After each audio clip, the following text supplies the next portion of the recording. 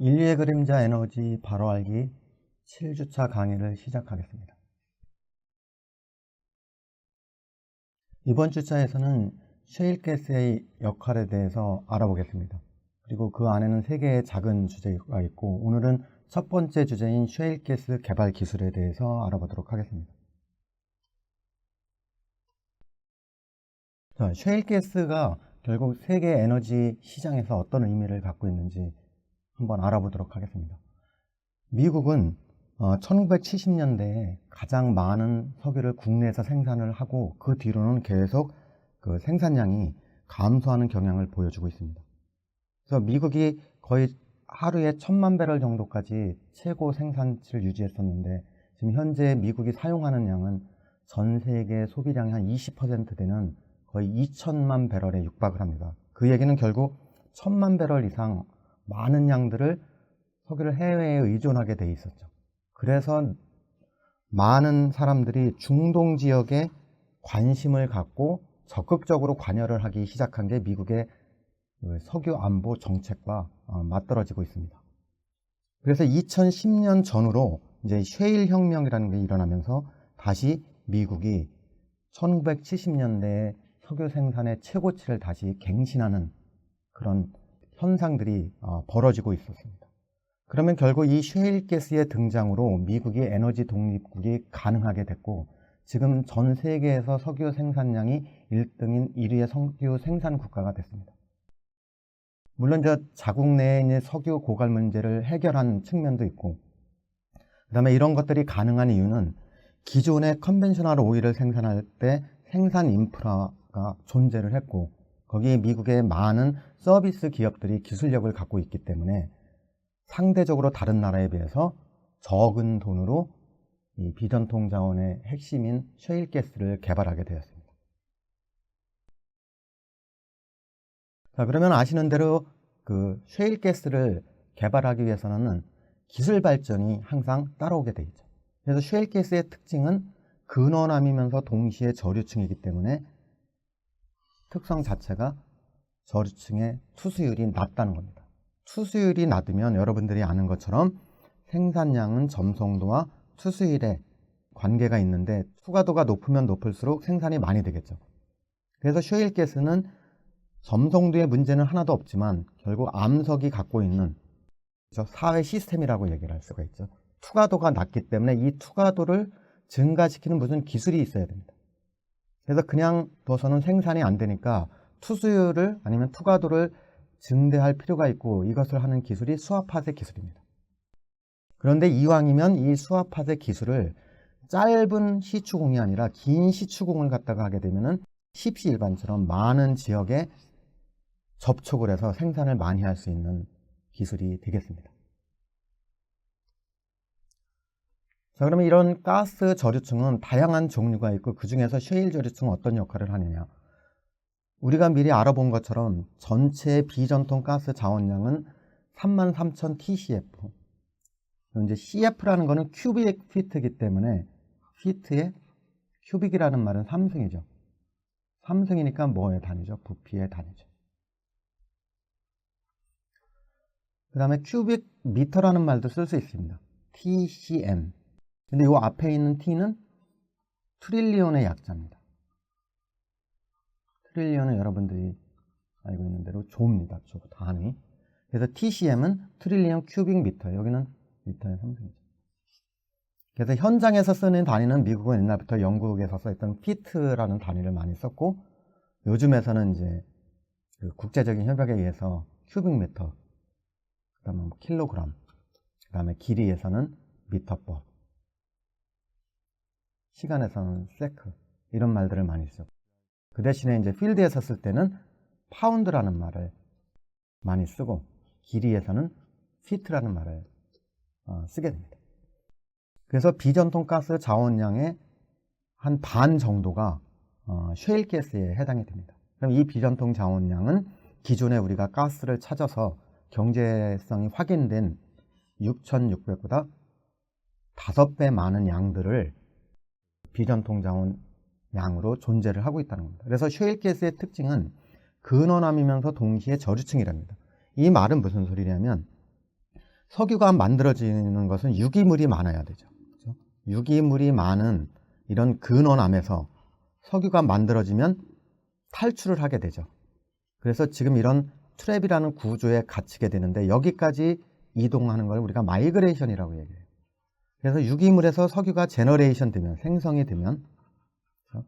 제너레이션 돼서 마이그레이션이 되고 여기에 맞춰 있는 저류층 안에 트랩이 되어 있는 걸 우리가 시추를 해서 확인을 하는 거죠. 그런데 여기에 만들어진 것 중에서 밖으로 마이그레이션이 안 되고 남아있는 애들이 셰일 근원암에 있는 저류층입니다. 그러니까 당연히 우리가 예상하는 대로 농도가 낮겠죠. 많은 게 이미 빠져났기 때문에. 더군다나 셰일층이기 때문에 공극이 작아서 이 안에 포함되어 있는 양이 적을 수밖에 없습니다. 그래서 태생적으로 양이 적고 그리고 투수율이 낮기 때문에 유체의 유동, 가스조차 이동이 잘 안 된다는 거죠.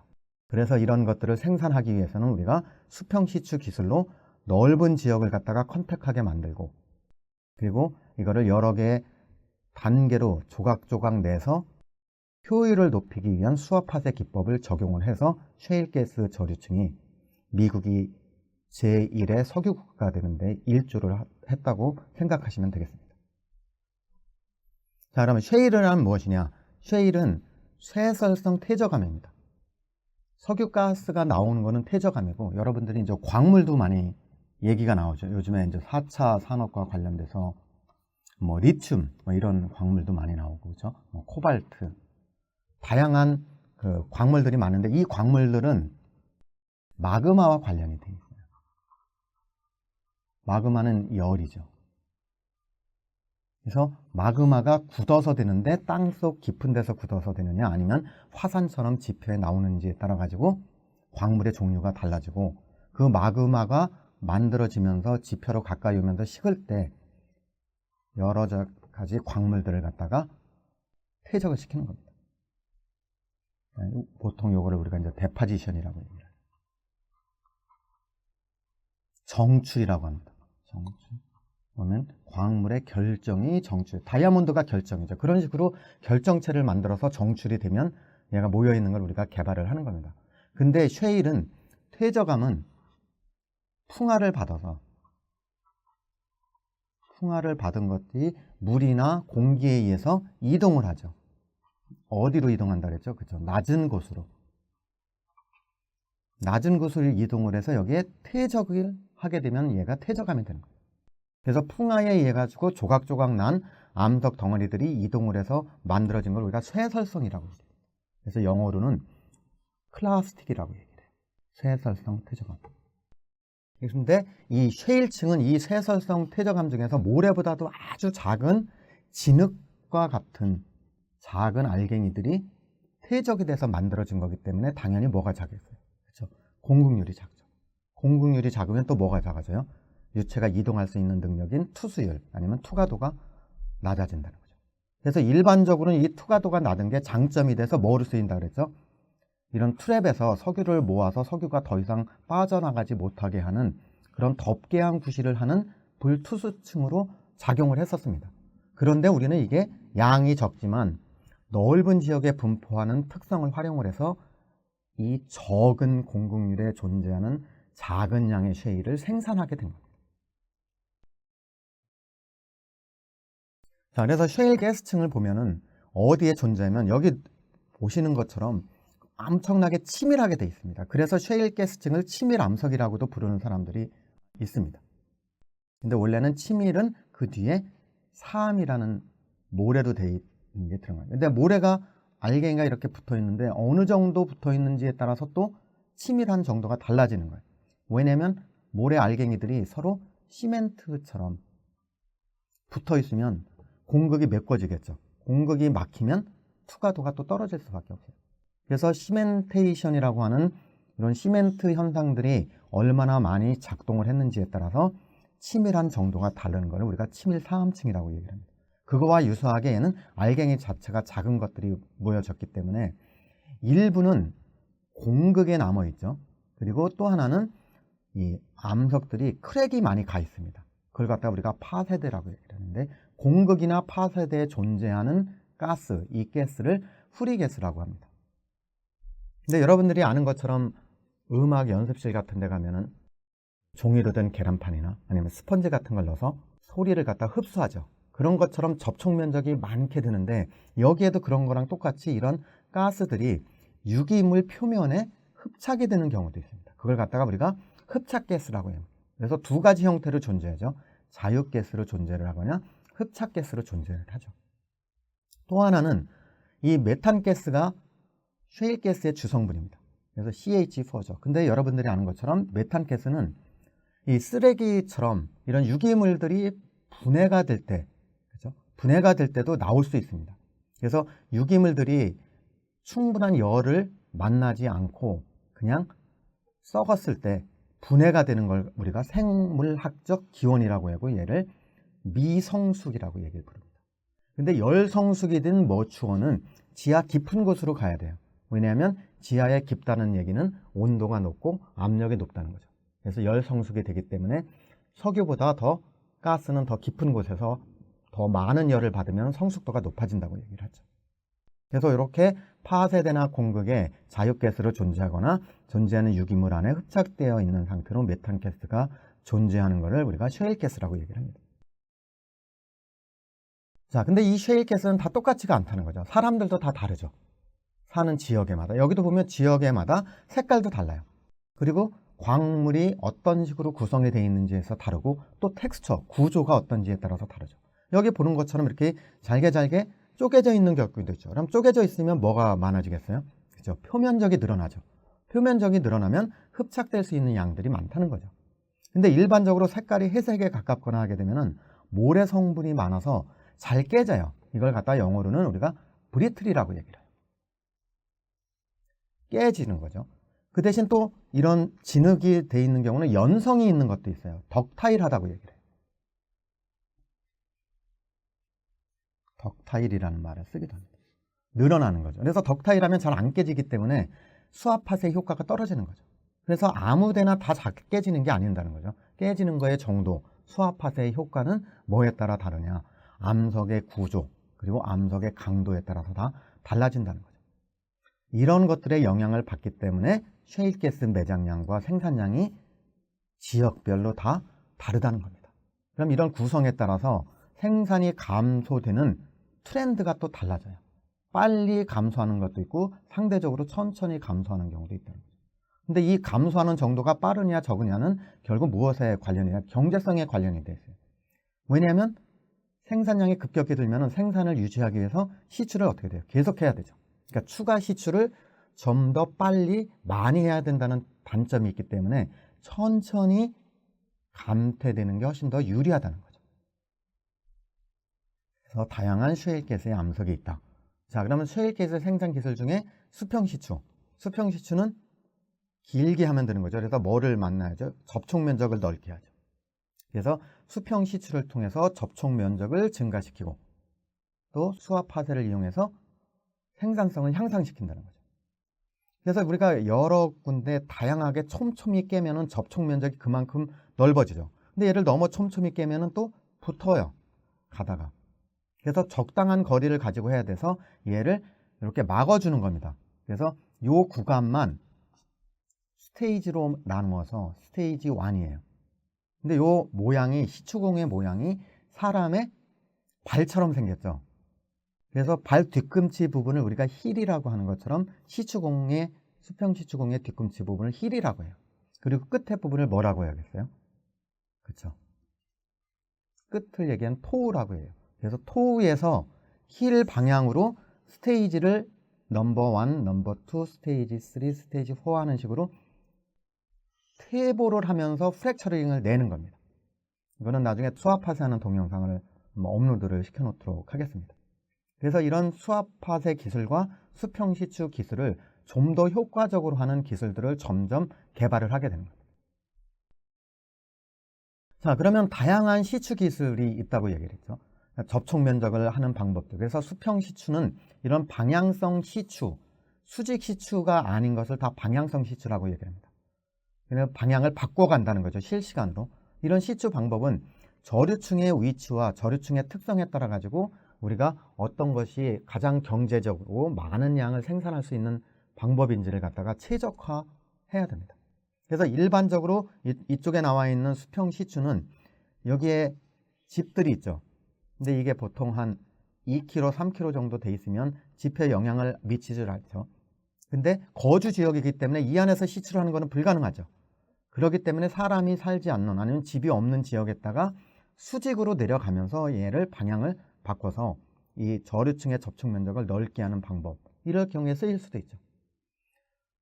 그 다음에 시추를 여러 군데서 하는 것보다는 한 군데 모아놔서 이 시추공이 모여있는 데를 우리가 패드라고 얘기를 합니다. 그것을 특별히 지표에 있기 때문에 지표 패드라고 해서 들어가서 방향을 반대로 바꾸면 지표를 갖다가 어지럽히는 구간을 아니면 지역을 최소화시킬 수 있는 장점이 있는 겁니다.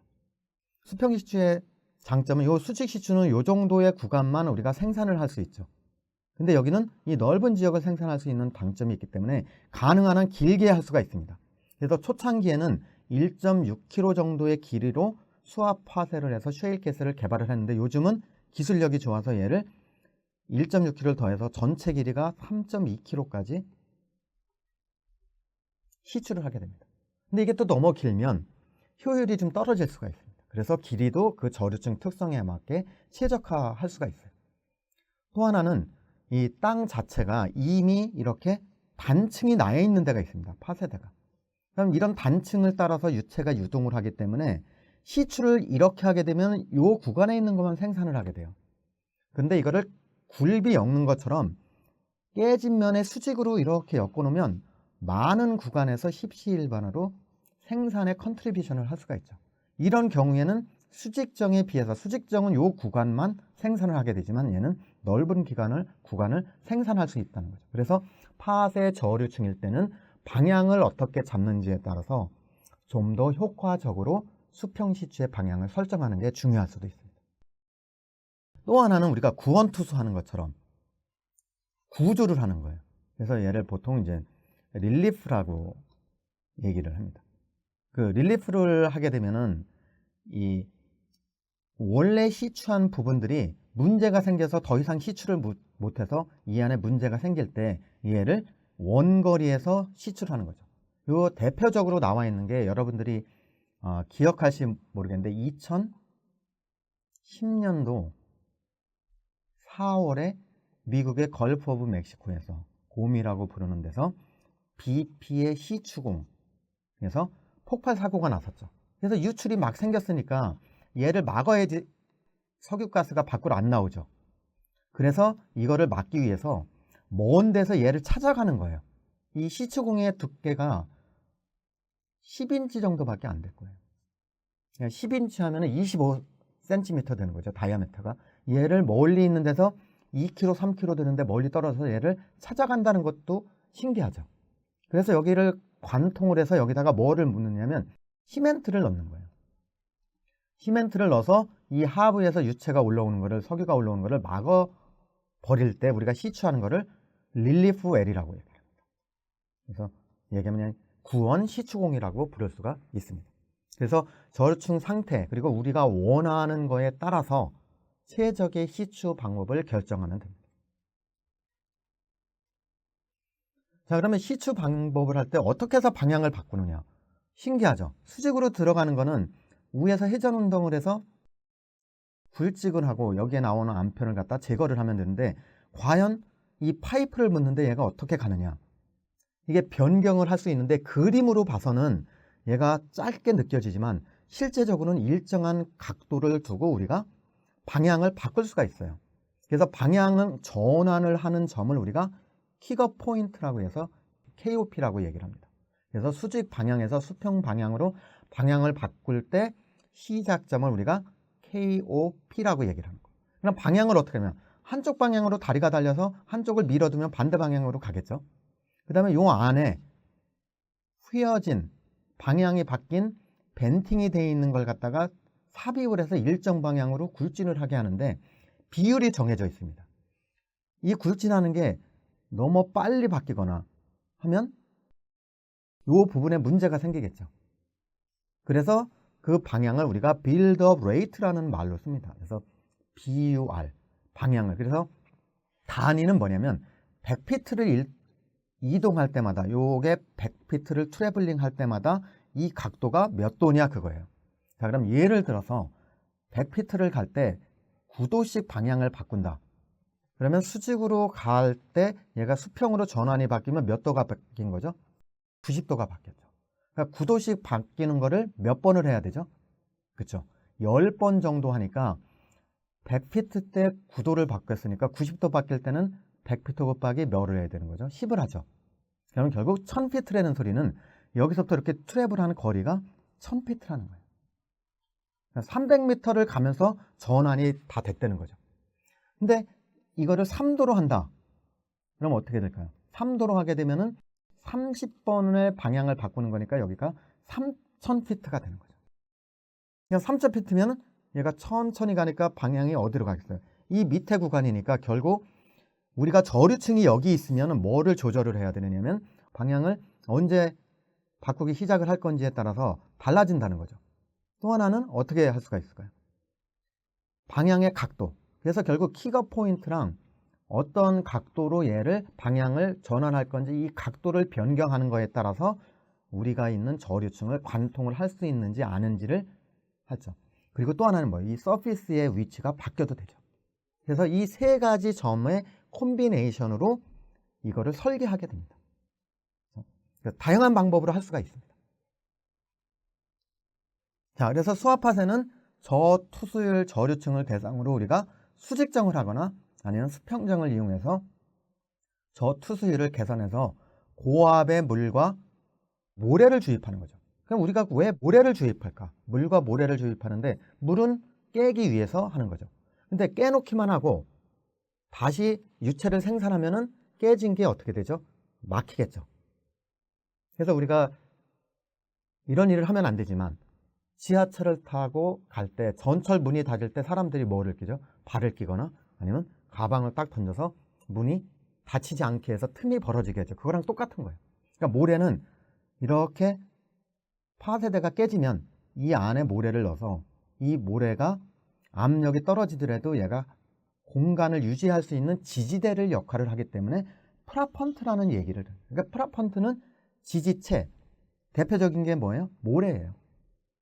자, 그러면 뭐가 필요해요? 물이 필요하죠. 물이 필요한데 물을 강압으로 넣으려고 하면 펌프가 필요하죠. 그러니까 펌프 있어야 되죠. 그 다음에 모래랑 물을 섞어야 되죠. 블렌더가 있어야 되죠. 그 다음에 얘를 보내고 컨트롤 하려면 뭐가 있어야 돼요? 컨트롤 시스템이 있어야 돼요. 다 똑같아요. 물, 모래 필요한 거 저장해야 되죠. 저장 탱크 있어야 돼요. 우리가 생각하는 게 다 있어요. 그래서 수평정을 시추를 해두고 수직정을 해도 됩니다. 근데 저류층의 두께가 상대적으로 두꺼울 때는 아니면 여러 층으로 나눠져 있는 거를 한 번에 시추할 때는 뭐가 유리하느냐? 수직정이 유리하죠. 근데 상대적으로 얇은 층이 넓은 지역에 있다 그러면 이렇게 수백 개, 수십 개의 수평정을 시추를 해도 됩니다. 그래서 수압파쇄는 결국 생산을 높이기 위해서 저투수율층을 갖다가 파쇄하는 기술이라고 얘기를 할 수가 있습니다.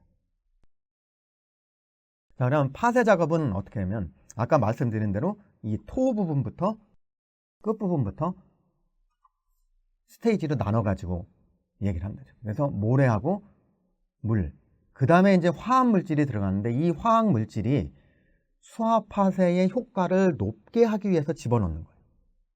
그러다 보니까 이게 지하수로 오염을 시킬 수 있다는 거죠. 왜냐하면 대부분 유해 화합물들이 많아요. 그래서 물, 모래, 케미칼을 섞어서 블렌더라는 데서 섞어서 얘를 매니폴더라는 거에서 여러 가지를 통해서 받아요. 근데 이 모양이 미사일 모양으로 되어 있기 때문에 미사일 매니폴더라고 얘기를 하는 겁니다. 그런 다음에 얘가 저압으로 간 다음에 얘를 높은 압력으로 다시 주입을 해서 어디로 가느냐? 웰헤드로 가는 거예요. 그래서 이것들이 땅속에 들어가서 수압 파쇄를 하는 것들이 전체적인 수압 파쇄의 과정이라고 보시면 됩니다. 자, 이거는 이제 한번 나중에 읽어보시면 되는데 처음에 수압 파쇄를 할 때 시추를 할 때 작은 모래알갱이들이나 암편들이 있으니까 얘를 녹여야 되기 때문에 얘를 엑시드 스테이지라고 얘기를 해요. 그래서 수압 파쇄가 잘 될 수 있고 모래나 다른 것들이 들어갈 수 있게 그 길들을 갖다가 깨끗하게 청소를 하는 과정을 우리가 엑시드 스테이지라고 보시면 됩니다. 그리고 패드 스테이는 메인 스테이지인데 플루이드를 갖다가 프라펀트 없이 일단 넣고 그 다음에는 일단 깬 다음에 뭐를 같이 넣느냐, 물하고 모래를 같이 넣어요. 얘를 갖다가 프라펀트 스테이지라고 얘기를 하는 겁니다. 그런데 이 주입한 프라펀트가 압력이 낮아졌을 때 같이 딸려 나오면 안 되죠. 그래서 얘가 포메이션 안에 그대로 남아있게 해야 돼요. 그러면 모래를 잘 갖고 가게 가려면 점성도를 높여서 꾸덕꾸덕하게 만들면 멀리까지 갈 수가 있죠. 근데 다시 생산하면 얘가 나오니까 그 자리에 들어가서는 점성도를 다시 낮춰야 되는 물질들을 또 넣어야 된다는 거죠. 그래서 이게 생각하는 것보다 복잡합니다. 근데 더 어려운 거는 땅속은 보이지 않는 데서 이런 작업이 이루어진다는 거죠.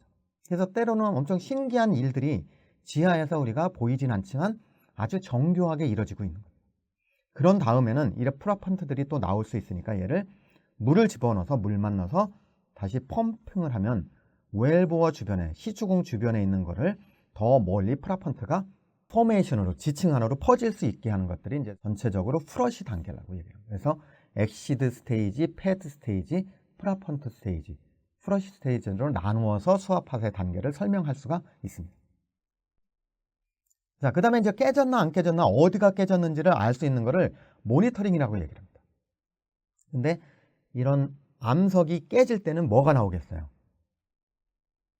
미세한 진동이 나와요. 소리도 나오죠. 크랙이 되니까. 그래서 이런 진동을 갖다가 작지만 얘를 디텍트하는 거예요. 우리가 석유 탐사를 할 때 이런 지진파를 겪는다 그랬는데 얘는 아주 작기 때문에 마이크로 사이즈믹이라는 걸 통해서 하는 겁니다. 그러면 여기에 보면 각각 색깔이 다른 게 스테이지별로 나눠서 했었을 때 진동이 느껴지거나 소리가 느껴진 것을 디텍트한 지역이에요. 근데 우리가 걱정하는 거는 얘가 깨진 게 이런 바운더리를 넘어서 상부 지층까지 깨지면 안 되는데 얘가 깨졌는지 안 깨졌는지 그 파쇄대를 디텍트할 때 쓰일 수가 있다는 거죠.